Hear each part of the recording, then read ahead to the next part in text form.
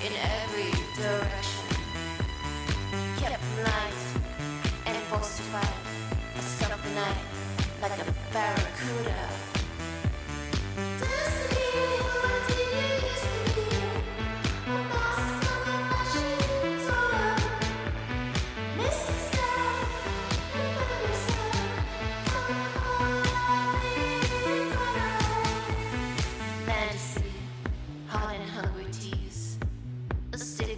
In every direction, kept him light and falsified. I stopped the night like a barracuda. So fresh and clean, incandescent dream. Lipstick, brandy, and ice sheen. What does it mean? Rainbow gasoline. Sometimes I really like it. Kept him light and falsified. Hungry nights, in neon nights, I just a rainbow of day-glow flavors.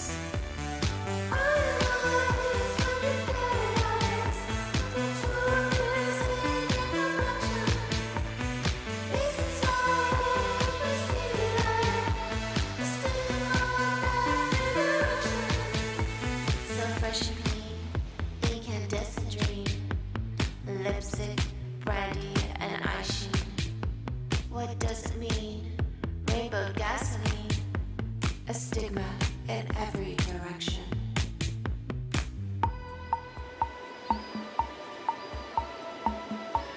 In every direction. Rainbow gasoline, a stigma in every direction.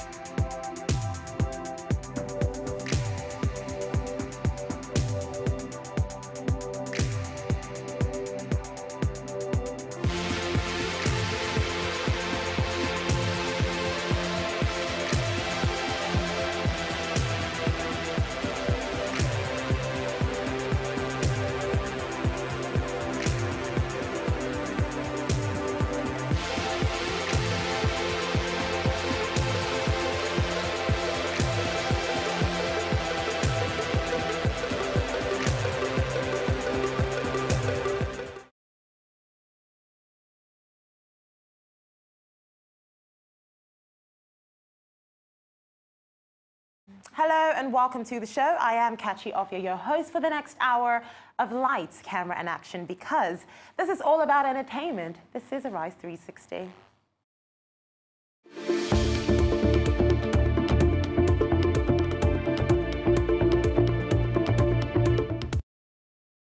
Now, it's a brand new week and, of course, a brand new day of showbiz news from all corners of the industry. So coming up today on Arise 360, first, we'll be taking a quick look at all the trending stories on our daily trip around the world. And then we'll be taking a break and looking at the music industry as we find out what's going on in the lives of the rich and famous. Also on the show, we'll be finding out what you should be looking out for in theaters and galleries as we talk arts and culture. And finally, we'll be talking with Arise correspondent Juditha De Silva in London, and she'll be breaking down what's hot and what's not in film and television. All that and so much more right here on Arise 360.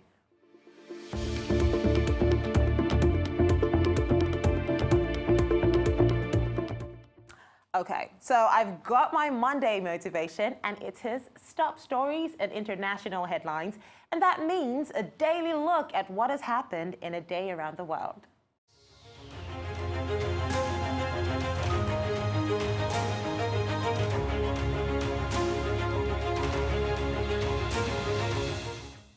Now, starting off in America, the entire world still mourns with the family of Sean Diddy Combs after the tragic death of his longtime former girlfriend and mother of his 3 children.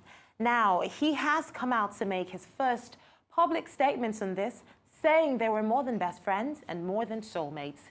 He further explained the depth of the relationship they shared, stating that he and Porter had an unexplainable relationship and a super black love. Porter and Combs were together with occasional breaks from 1994 until 2007. Together, they have a 20-year-old son and an 11-year-old twin daughters. Now, staying in America, Fantastic Beasts: The Crimes of Grindelwald worked its magic at the weekend box office and opened as the top film. The latest offering from the Harry Potter universe earned $62.2 million for Warner Brothers in the United States and Canada. However, it fell short of its opening of the first film in the series 2016's Fantastic Beasts and Where to Find Them. Now, this movie debuted at $74 million.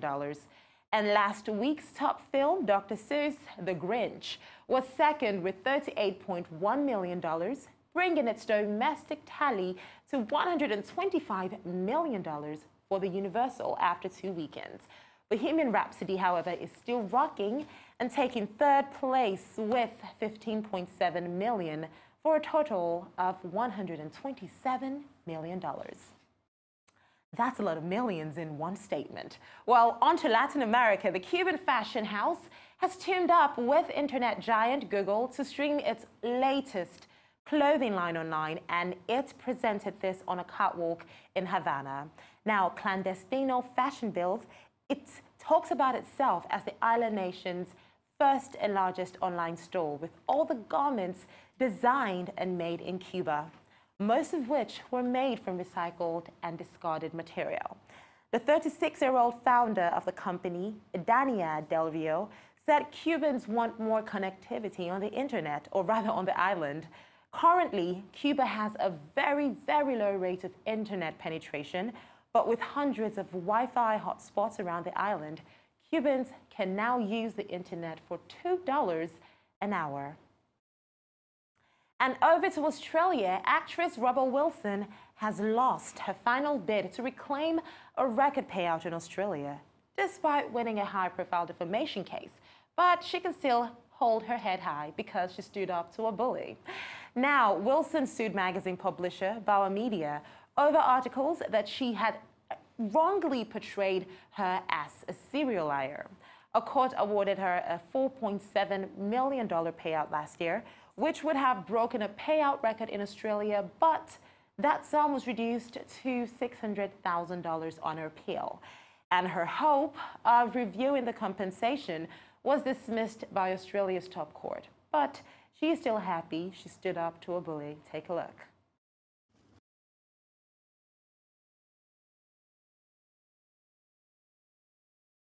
This has been a long fight, a long journey in the courts, but the great thing about today is that it brings it to a definitive end.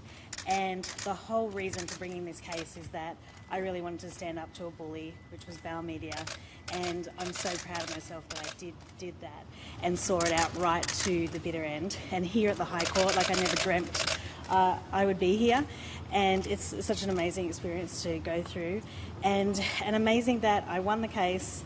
The damages that I did receive are still so significant, so close to the Australian record, And I'm so proud of myself for seeing it through, because this was a company that behaved very, very badly, were proven guilty of malicious defamation. But at the end of the day, the jury obviously restored my reputation. I've moved on personally and professionally, and it's great now that it's all at a definite end. And to Europe now, recording artist Zara Larsson said it was a full circle that she got to celebrate with Mickey Mouse on his 90th anniversary. Now, Larsson visited Disneyland Paris for the first time, sharing her excitement at being there. She took to the stage to perform her hits Lush Life and Symphony before leading a crowd in a beautiful rendition of Happy Birthday to Mickey. After all, reaching one's 90th birthday is a milestone for anyone, but especially for a mouse, which the pest control company Teminix estimates has a normal lifespan of no more than 3 years. Part of my childhood, and in Sweden, I don't know what it's like around the world, but in Sweden every Christmas also you watch like Mickey Mouse. It's like a tradition, and all the Disney characters. So he's been such a big part in my life, and now I can be a big part in his life on his birthday.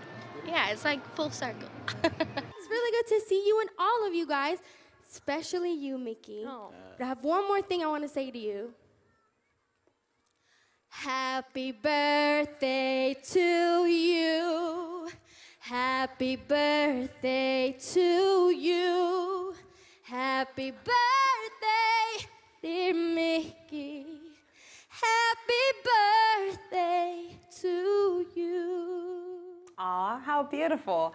Well, in the UK, after a 2-year hiatus due to funding issues, the London Palestine Film Festival, LPFF, has made an unexpected comeback. With hands tied and sacks over their heads, the film Ghost Haunting depicts some very, very dark experiences. Now, Ghost Haunting is the opening film at the London Palestine Film Festival, and the documentary fulfills the aims of organizers to provoke dialogue about Palestinian politics, culture, and its film industry. The documentary was an entry for the Best Foreign Language Oscar for the 2018 Academy Awards. A focus of this year's edition is stories from Gaza, which has been under Israeli and Egyptian blockade since 2007. The London Palestine Film Festival runs from the 16th to the 28th of November. Now, this story touches my heart in ways I cannot even begin to explain. In India, we can never ever forget the father and son bond that Amitabh Bachchan and Shah Rukh Khan shared in the movie Kabhi Khushi Kabhie Gham. Now, in a hilarious post, they're reminding us that that bond is tighter than ever.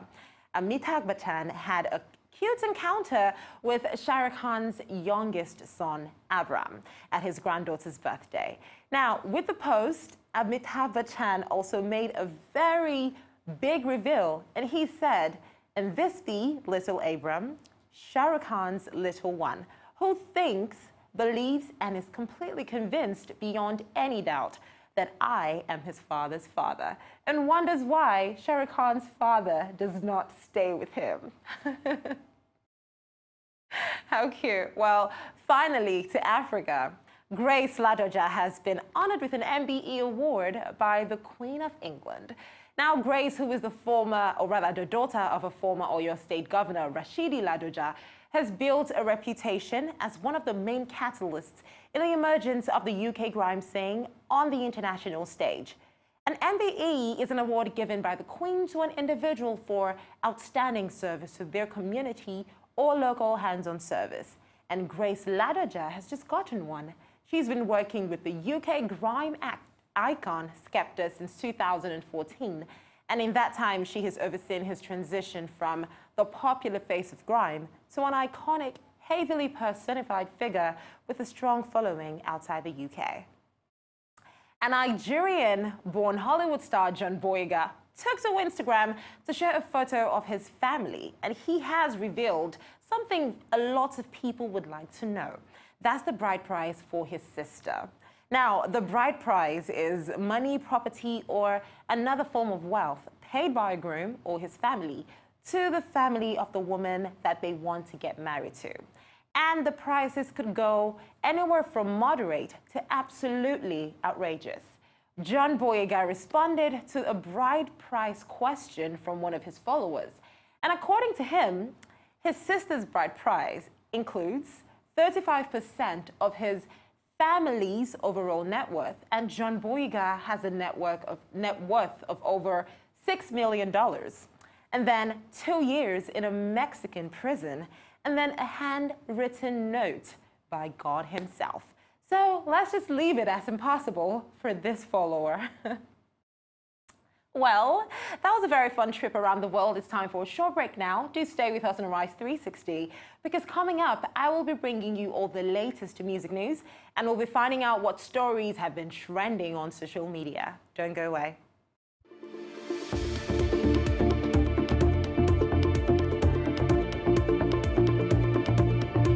Thinking of banking in Africa?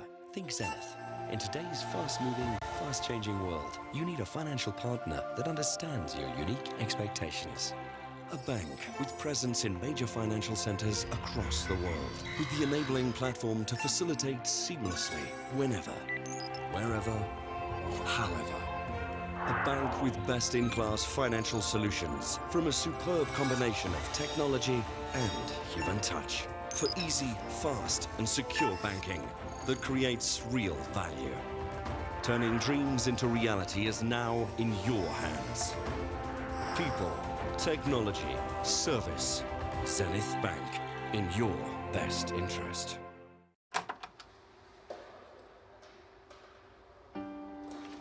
There is nothing as symbolic as a door. It shuts to protect you and opens to give you much more.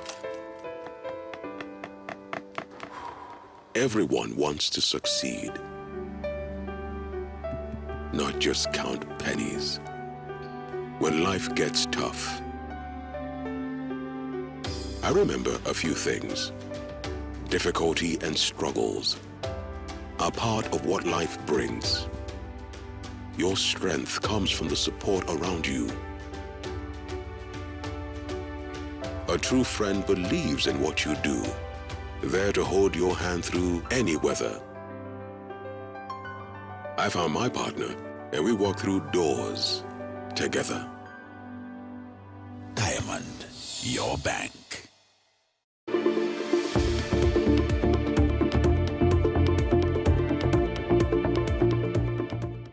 Welcome back to the show. I am Kachi Afia. After our news from around the world, our next stop is always the music industry. So let's get up to date with all the latest music news.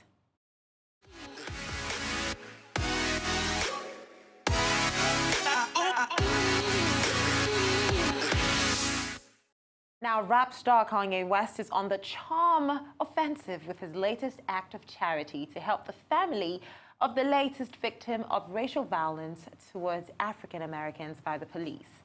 Jamal Robertson was shot and killed by a police officer in a bar near Kanye's home of Chicago. Jamal was the security guard at the bar and was apprehending a suspected gunman and doing his job when the police officer arrived on the scene and opened fire on Jamal. Kanye donated $15,000 10 times on the Robertson family's GoFundMe page. This was the $150,000 total that the family were trying to raise. Since then, the public have doubled that amount from their own added donations. And British pop star Ed Sheeran has revealed that he will be taking a break from music at the end of his current world tour. The multi-award-winning singer did a radio interview in the UK over the weekend where he announced that he feels, his fans will not be able to expect a new album from him until 2020. Now, this is because he's still promoting his 2017 album Divide on his current tour, which will conclude in September of next year.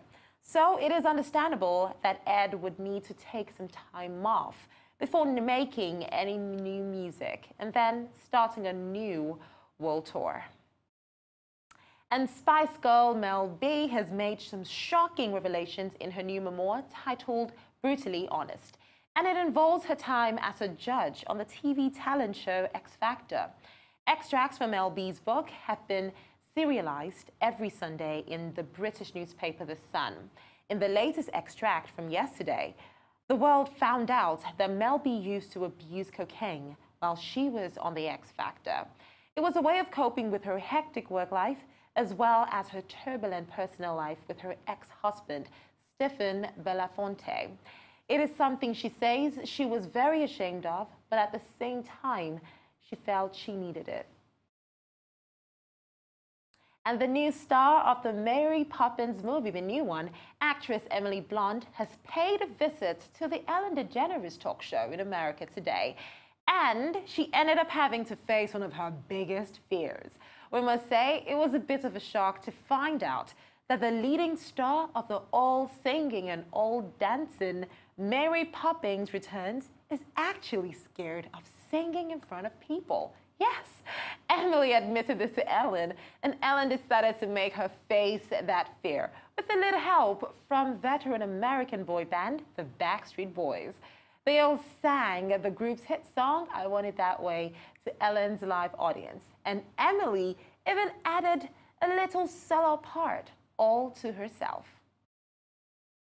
And everyone is eagerly anticipating the new additions to the Star Wars Galaxy's Edge theme park at the Disney's World Resort in America. And now, Disney Parks chairman Bob Chapek has got us even more excited. John Williams, the Oscar-winning composer of the famous music from Star Wars, has signed on to compose brand new music, which will be featured in Star Wars Land at Disney's Hollywood Studios attraction in Walt Disney World. The new Star Wars Land editions will let visitors do things like pilot Han Solo's Millennium Falcon spaceship and even fight in a war between the First Order and the Resistance. All of this to the unmistakable music of John Williams, oh my gosh, performed, of course, by the London Symphony Orchestra. Well, that is all the music news for today, but the fun continues as we find out what has been creating a buzz on the biggest platform in the world, social media. Let's talk what's trending.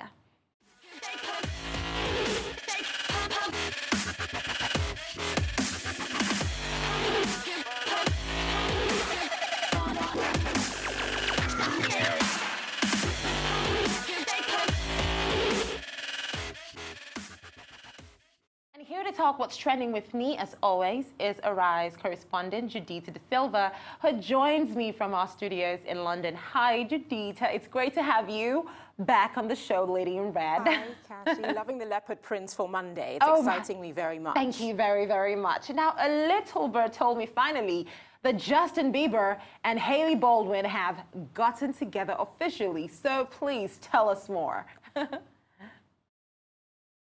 Okay, so this was I don't know if there was a big revelation because everybody was pretty much on this page already. We were just waiting for them to admit it. But over the weekend, Justin Bieber took to his social media page and posted a picture of him and Hailey Baldwin. You know, Justin's 24, she's 21. Everyone suspected they were married. But he then captioned the image, "My wife is awesome." And then in response to this, Hailey Baldwin renamed her entire Instagram page Hailey Bieber. And this comes on the back of her making an appearance at the Levi flagship store in Times Square in New York, wearing a jacket with the name Hailey Bieber emblazoned on the back.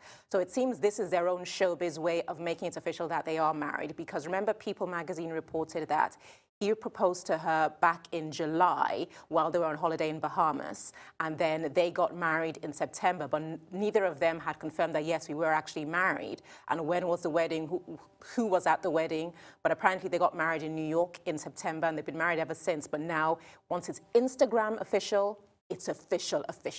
Oh my goodness, I'm so excited for both of them. However, I cannot help but think, at first when this whole thing started, everyone thought, okay, it's gonna pass, it's Justin Bieber. He might just fall out of love and back in love with somebody else, maybe Selena Gomez. So it's safe to say that that romance is over. Justin Bieber is married and he is with Hailey forever. Absolutely, but then what a lot of the skeptics are saying is that when you're getting married at 24 and 21, if we think about what we were at that age, I don't think I even knew how to coordinate outfits, let alone make a functional marriage last for the rest of my life. So this is Hollywood. If you're married for 6 months, it feels like 6 years. So let's see how long this marriage lasts. Fingers crossed they go the distance. You just put it in, like, literally in the bucket. I was thinking the same thing, but I just thought, oh, well, let me not say so they don't think I'm trying to, like, poison their love. But, you know, that's why I love you. You're the optimist, I'm the pessimist. We balance each other out.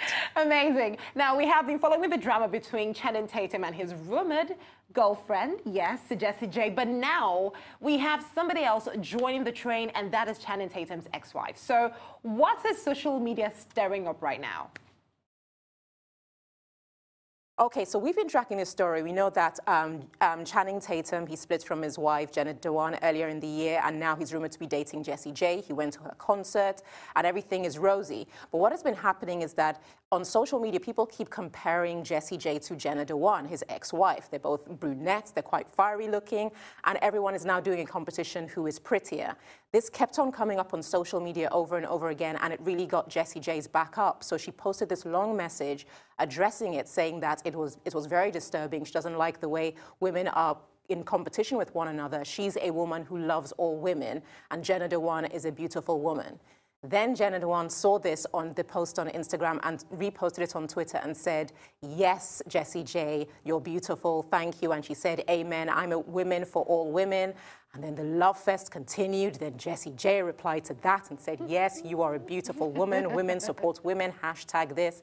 So it was a love fest. So I think all the people who are looking for some juicy gossip are really angry now because they realize that the ex-wife and the new girlfriend actually respect each other. So there's not going to be any drama there in the land of Channing Tatum. You know, for what's trending, that kind of breaks my heart because we love drama. But for the rest of the world, I am happy for both of them that there is no weirdness. But I have to be honest, they do look alike. It is kind of weird, but they have a striking resemblance.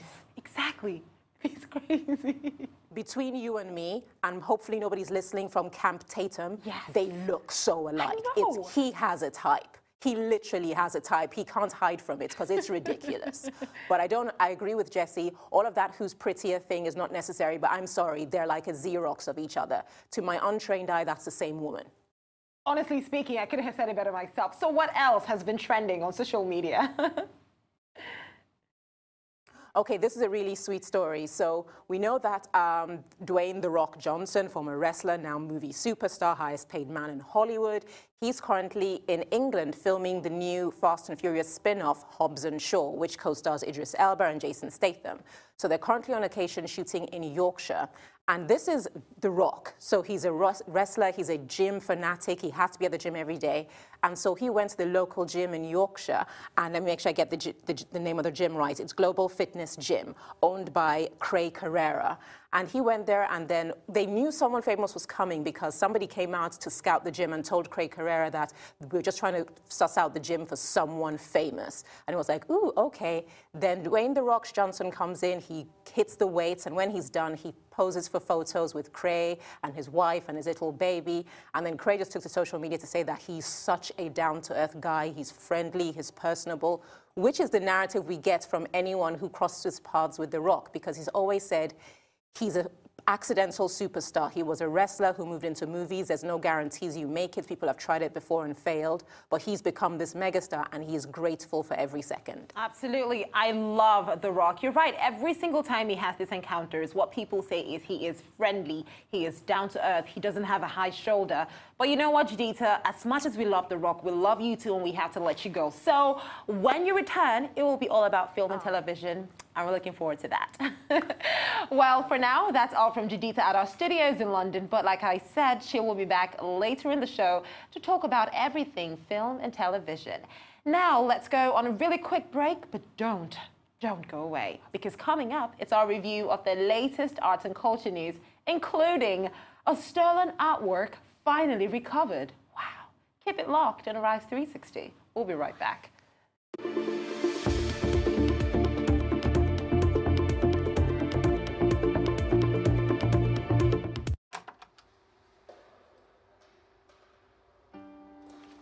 There is nothing as symbolic as a door.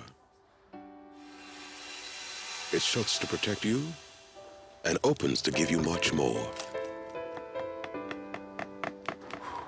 Everyone wants to succeed, not just count pennies. When life gets tough,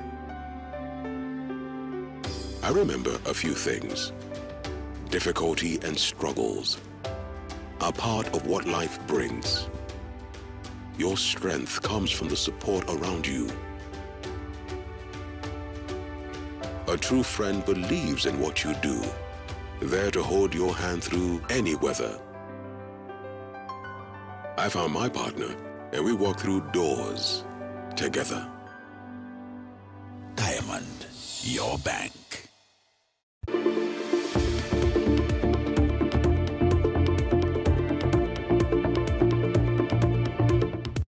Back to the show. I am Kachi Ofia, and this is Arise 360. Now it's time for a little taste, maybe more than a little, of sophistication and finely, because of course we love to take out time to talk about art and culture.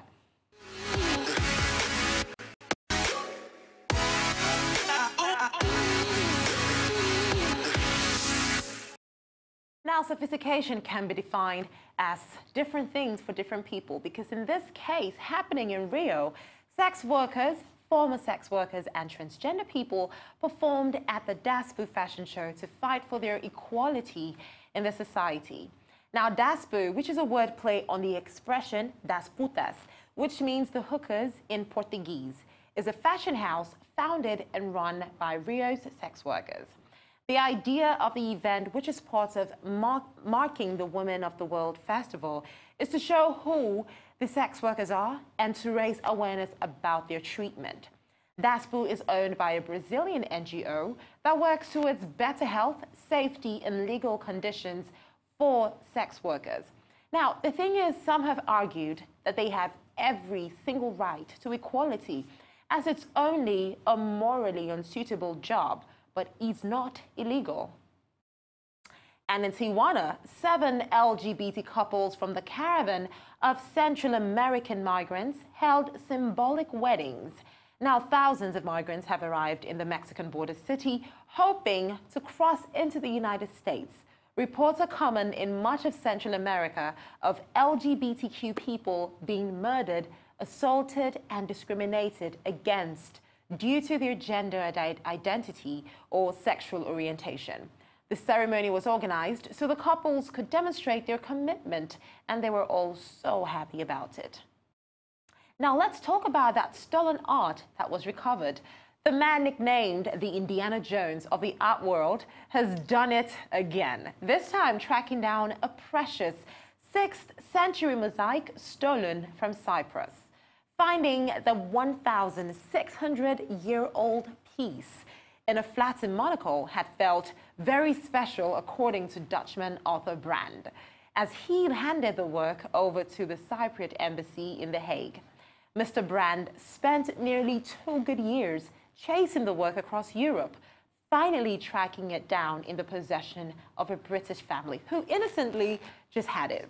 Now, he has achieved fame recovering stolen artwork since 2015, when he found Hitler's horses, 2 Nazi statues that stood outside Hitler's office. And we spoke about the amazing David Hockney painting, which is estimated to sell at $80 million, and possibly breaking the record for a work by a living artist sold at auction. Well, it is actually worth so much more than we all thought. A painting by the British artist David Hockney fetched $90.3 million at Christie's on Thursday, easily breaking the record without a sweat for a work by a living artist sold at auction. Amongst his famous pool paintings, Portrait of an Artist, Pool with 2 Figures, is considered one of his premium works. The previous record by a living artist was set by Jeff Koons' Balloon Dog, which sold for $58.4 million in 2015. Now, famous for playing comic blonde bombshell characters, she became one of the most popular sex symbols of the 1950s and was emblematic of the era's attitudes towards sexuality. Marilyn Monroe's Golden Globe Award has been sold for a record-breaking $250,000. This happened at Julian's Auctions in Beverly Hills, California. The 1961 award statue for World Film Favorite Female made history as the highest-selling Golden Globe sold at auction. Monroe's copy of Playboy's first issue, with her on the cover, signed by publisher Hugh Hefner, also sold for $32,000, along with almost a dozen other items owned by the iconic actress. The auction also included items from other celebrities, including pop stars Tina Turner and Cher. Now we are wrapping up this segment, but not before letting you know that Oscar-winning screenplay writer, William Goldman, has died, and he was 87. Goldman won Academy Awards for the comic western Butch Cassidy and the Sundance Kid, and the political thriller All the President's Men. He converted his novels Marathon Man and The Princess Bride into hit movies and coined a favorite Hollywood catchphrase, "Nobody knows anything." Now, this summed up the mystery of what makes a movie work. In his time, he was amongst the highest paid writers in the business. Now, Goldman's daughter, Jenny, has said her father died in the early hours of Friday in New York due to complications from colon cancer and pneumonia. Well, that is sad. And now we're going to go on another quick break, but do not go anywhere, because coming up, I'll be talking to Diddy De Silva again. And this time, she'll be sharing her inside knowledge on the latest in film and television. You don't want to miss that.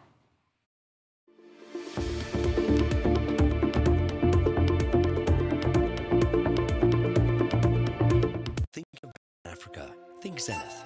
In today's fast-moving, fast-changing world, you need a financial partner that understands your unique expectations. A bank with presence in major financial centers across the world, with the enabling platform to facilitate seamlessly, whenever, wherever, however. A bank with best-in-class financial solutions from a superb combination of technology and human touch. For easy, fast, and secure banking that creates real value. Turning dreams into reality is now in your hands. People, technology, service. Zenith Bank, in your best interest. Nigeria. We are 198 million productive people with over 900,000 square kilometers of fertile land. Nigeria's banking system has emerged strong and resilient from the 2016 crisis, which has enhanced our productivity in agribusiness and manufacturing. Come, invest in Nigeria's agribusiness, manufacturing, and value-added mining. Enjoy the Central Bank of Nigeria-led initiatives in funding interventions, stabilized exchange rate, friendly capital repatriation regime, and many more. The Central Bank of Nigeria's robust monetary policy and interventions under President Buhari's administration and position the economy to target and attain a GDP growth of 6% with a strong and growing external reserves. Come, invest in Nigeria. Nigeria, ready for business.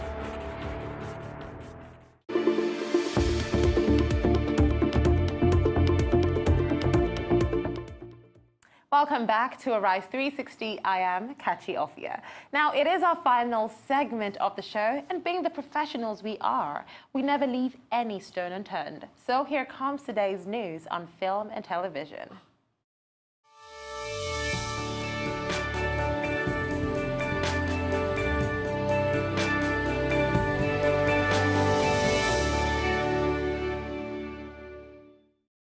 And to fill us in with all the film and TV news, I welcome back Arise correspondent Judita De Silva, live once again from our studios in London. Hi, Judita. Thank you so much for returning to us. Now, let's start with television. Now, everyone has been really talking about this situation, the infamous Monica Lewinsky. You know, that little documentary she had that almost cost Bill Clinton his position. Oh my gosh. Now we hear she's releasing a documentary about the whole situation, and people have got talking about it. So please tell us more about this. Okay, so we remember like earlier on in the year when Bill Clinton was, for the first time he was on his own away from Hillary Clinton and her presidential campaign, he was promoting his book. And people kept asking him about Monica Lewinsky, and he had a very bad PR reaction to it.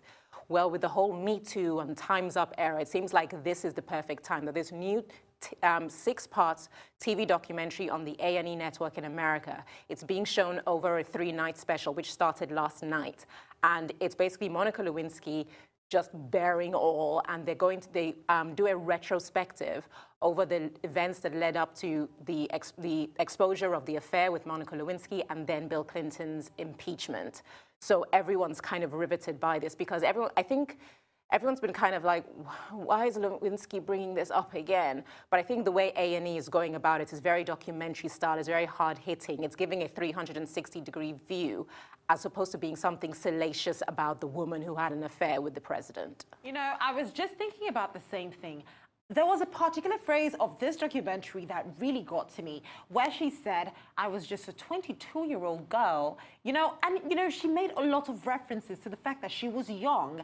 Now, anybody who's looking at that is looking at it from the Me Too era. Okay, so was she exploited? Was she deceived? She said something about how she should have been out partying with friends, but she was in her office waiting for him to call her. So let's be honest, is this just a time bomb waiting to explode? Because the portrayal of that relationship from this documentary doesn't seem right at all. I think you're right. It is a time bomb that's waiting to explode, and this is the last thing that Hillary wants in her life and the last thing that Bill Clinton needs. Oh my gosh. But you're right. It's the perfect timing because it's the right kind of entertaining time bomb, because the ideas of men's abuse of power, particularly in America, when you're looking at, we're in Trump era now, so to get that perspective where you're now in an environment where women have just had it up to here with men, Monica Lewinsky and the A&E network are probably thinking that, okay, the environment is more susceptible to being more tolerant of seeing a Monica Lewinsky documentary, because she's been peddling stuff for years. She tried being a reality TV star, but everybody kept saying that, how are you going to market a career on being the mistress? Nobody wanted to know. Now everyone's got a new angle to view things from, so people are more willing to watch this documentary and see what has he got to say from the perspective of, like you said, she was 22. And we said before, like when we were talking about Hailey Baldwin and Justin Bieber, think about what we were like at 22. And the most powerful man in the world wants you. Oh, that's going to mess with you. I get excited if I just lie to myself and say Denzel Washington is interested in me. I get excited. I know it's a lie, but I get excited. Imagine this woman. Look at us talking about Idris Elba, like, gosh. But anyways, it's all good. Or George Clooney. Let's not get into that. That is just wrong thoughts. Now, let's talk about something that was emotional, and that was Cicely Tyson having an emotional night. Tell us about that. I mean, it must have been fun. So we're now getting into the throes of awards season. So last night was the Governor's Ball. This is where honorary Oscars are handed out. The winners of the honorary Oscars find out earlier in the summer, but the main event is held off until November so that it's in the thick of awards season. So it's always well attended by the higher echelons and the glitterati of Hollywood. And this year, people like Frank Marshall and the Star Wars Lucasfilm Supertime producer Kathleen Kennedy were honored, as well as Cicely Tyson. This was the one everyone was talking about because Oprah Winfrey was at the event. Shonda Rhimes, who is a super producer who did Scandal and How to Get Away with Murder, and How to Get Away with Murder actually features Cicely Tyson as Viola Davis's mother. They were at the event. They were posting messages on Instagram congratulating her. Because remember, she's 93 years old. In her 90s, she's won a Tony Award. She's now won an Oscar. She's still working. She's featuring on Broadway. As I said, she's on How to Get Away with Murder, so she's in the throes of the golden era of television. This is a working woman. And Quincy Jones did a speech about her, talking about the history that she's had in the industry. And it was just a wonderful, beautiful night to see these levels of people all recognizing such a talent, because she came from a bygone era, but she's still standing. Amazing. Now let's talk about the fact that this is a woman who is 93 in her color, doing great things. Now, we were just talking about the era we are in. I mean, every single day we see a lot of people fighting to just prove themselves, like, okay, the fact that I'm black is not going to hold me back. So I have a quick question. How was Cicely Tyson able to do it, being black? like she says, two points I want to make is that doesn't stop. Even Quincy Jones says that her motivation is to work, but also she's admitted that in her career she lost out on a lot of opportunities because there are things she wouldn't do. She would never play a servant, she would never play a slave, and she would never play subservient to men. So she lost on tons of roles because at the era when she was coming out, those were the only roles available to women of color, particularly black women. You played the slave or the sidekick or basically the subordinate, and she wouldn't do that. And so with time, when you have people like Oprah who say Cicely Tyson is a role model for me, Shonda Rhimes says it, Viola Davis says it, that's how she did it. She stuck to her guns and made sure she created a brand for herself that young black women in generations to come would always be able to respect. Amazing. You know, that fact is important. The fact, because, I mean, looking at movies like The Help, for example, that was a huge movie. And then imagine the whole cast of maids just being black women. So you're absolutely right. But let's move over to another movie situation. And that is the Golden Heart Awards, which is like the Chinese Oscars, so to say. Now, there is this huge problem that they're having, major controversy. So please shed some more light on that. Okay, this is when politics mix with art and it all goes wrong. So like you said, the Golden Horse Awards are the China's version of the Oscars. And what happened is that a documentary filmmaker named Yu Yue, she actually won the best documentary film. And when she made her speech, she said thank you, and she said her greatest wish is for Taiwan to be recognized as an independent entity. And then this raised a few eyebrows because when you look at the history, since 1949, Taiwan has been self-ruling, but China has always seen it as a breakaway province that eventually will be reabsorbed into China. But they've always been fighting for their own independence to be viewed as an independent nation. Then you had the former Best Actor winner. His name was, let me get his name right, it was Tu Wen. He then presented an award, and he presented the award to China Taiwan, which is how the Chinese refer to Taiwan. And this upset lots of people because the Taiwanese do not like that. And even the president of Taiwan made a statement saying that we do not recognize the phrase China Taiwan because Taiwan is Taiwan. But he said he wanted to say that he appreciated the Golden Horse Awards for recognizing the differences between the two nations and highlighting it. Amazing. Now let's talk about this, you know, Best Actress, you know, Puya. My question is, do you think maybe they're going to start reconsidering that award for that statement she made? Because clearly they did not see that bombshell coming. And this is somebody that's supposed to be in their team coming out to say, okay, look, I cannot wait for the day that Taiwan has its own independence. So do you think maybe they might feel, okay, maybe she is not part of our team, so we should just push her away?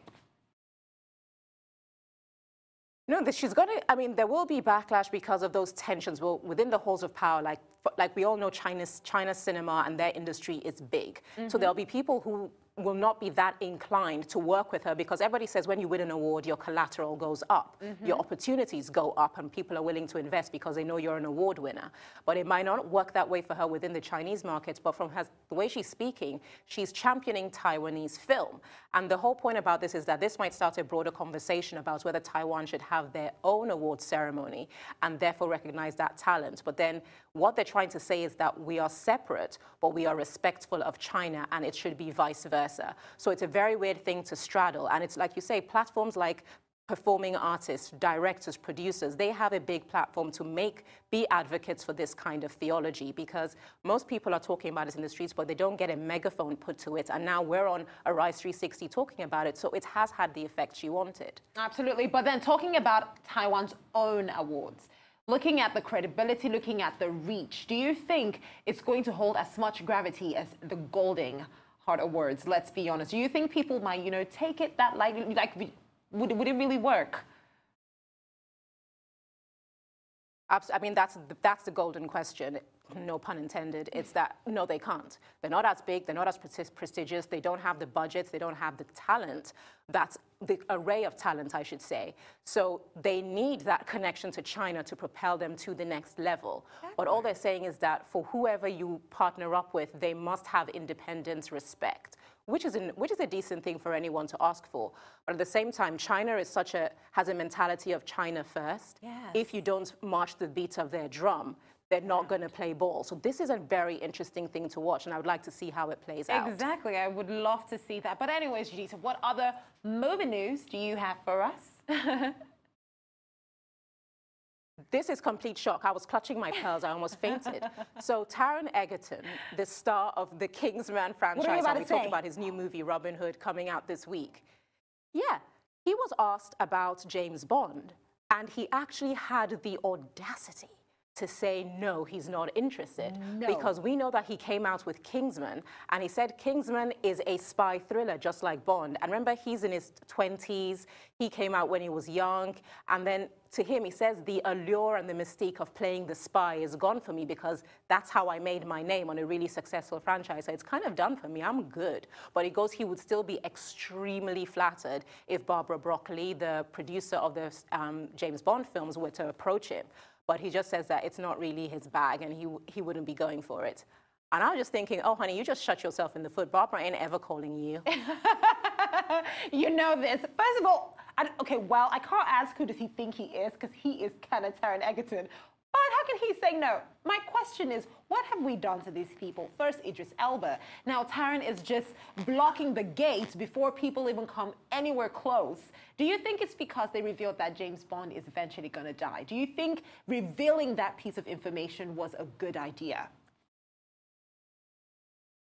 I think you just shot the silver bullet out of your gun of knowing everything because Bond is literally on its hind legs. Everybody knows that it's not relevant anymore. We're in a 2018 era. When you're thinking about Me Too, Time's Up, Black Lives Matter, people don't really want to buy into the white, Anglo-Saxon, heterosexual, alpha, uber male who saves the world and saves everyone from their problems. People just don't buy that anymore. That's why Daniel Craig was so important.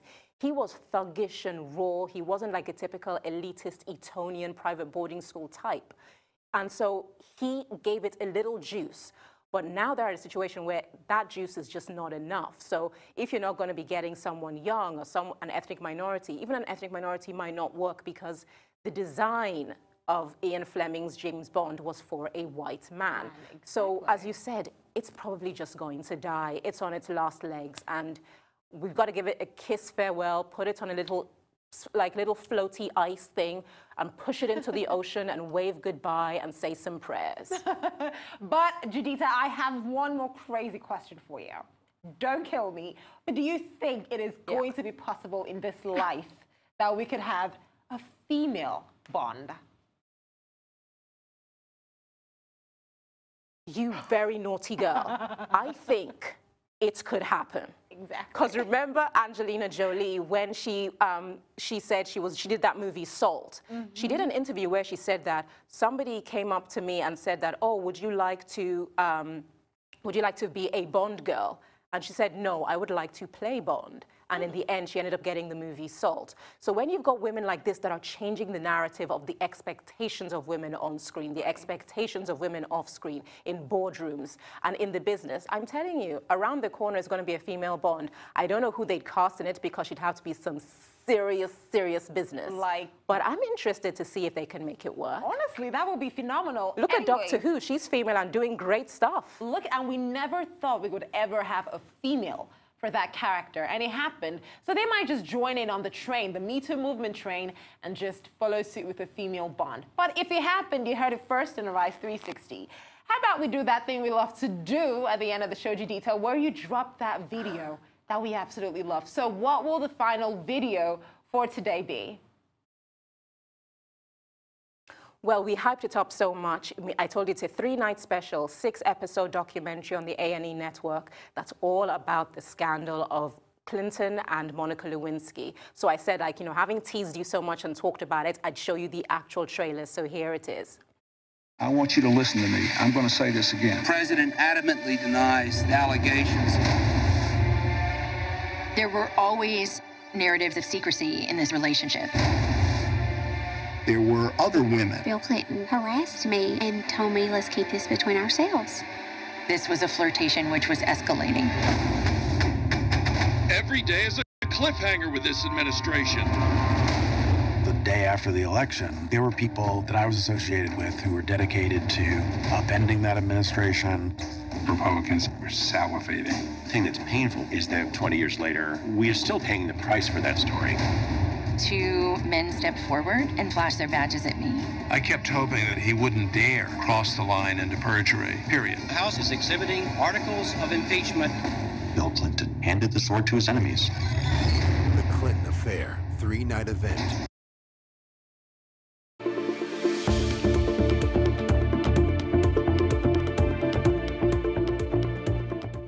The intensity of that documentary, though. Well, that is all from Judita De Silva, and indeed, that is all from us as well. From everyone here in Lagos and in London, thank you very much for watching the show, and remember that you can catch us every single weekday at 4 p.m. right here on the Arise News channel.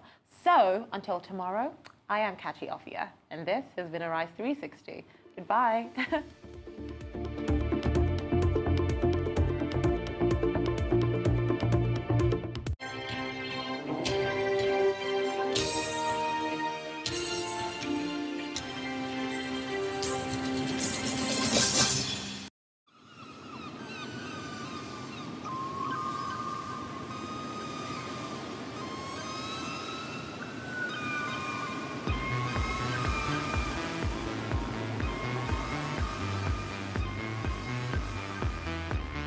Smoke and mirrors, the illusion called the city. Sweat and tears, the sizzling neon gypsy.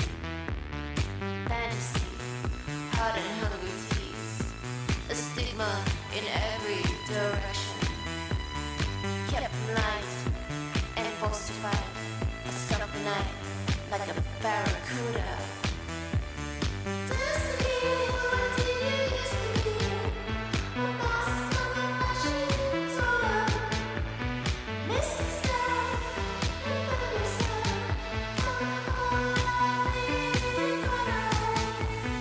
Fantasy, hot and hungry tease, a stigma in every direction. Kept him light and forced to fight. I stopped the night like a barracuda. So fresh and clean, incandescent dream. Lipstick, brandy, and eye sheen. What does it mean? Rainbow gasoline. Sometimes I really like it. Kept light and forced to fight. I'm secretly faithful to pleasure. Hungry nights in neon nights, I taste your rainbow, day glow flavors.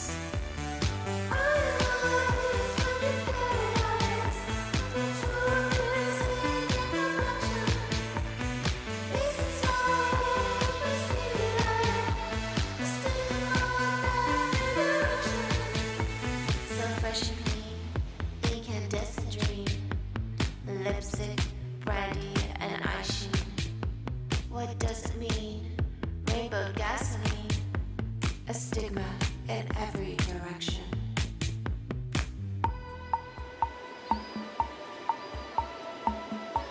In every direction. Rainbow gasoline, a stigma in every direction.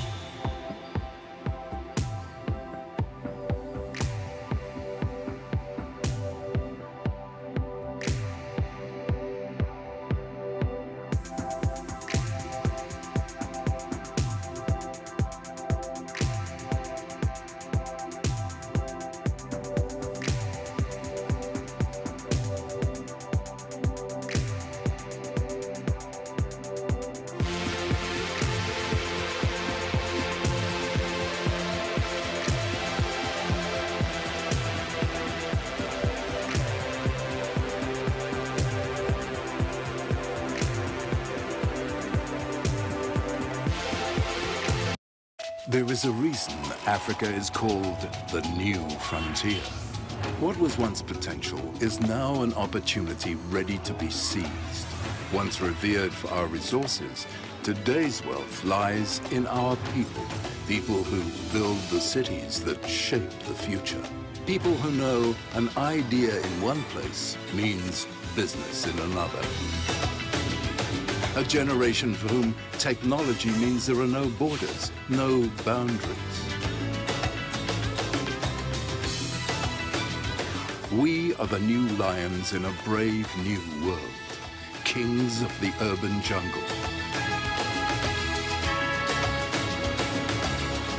And there's a bank that puts the world in our pocket. And the future, UBA, Africa's global bank.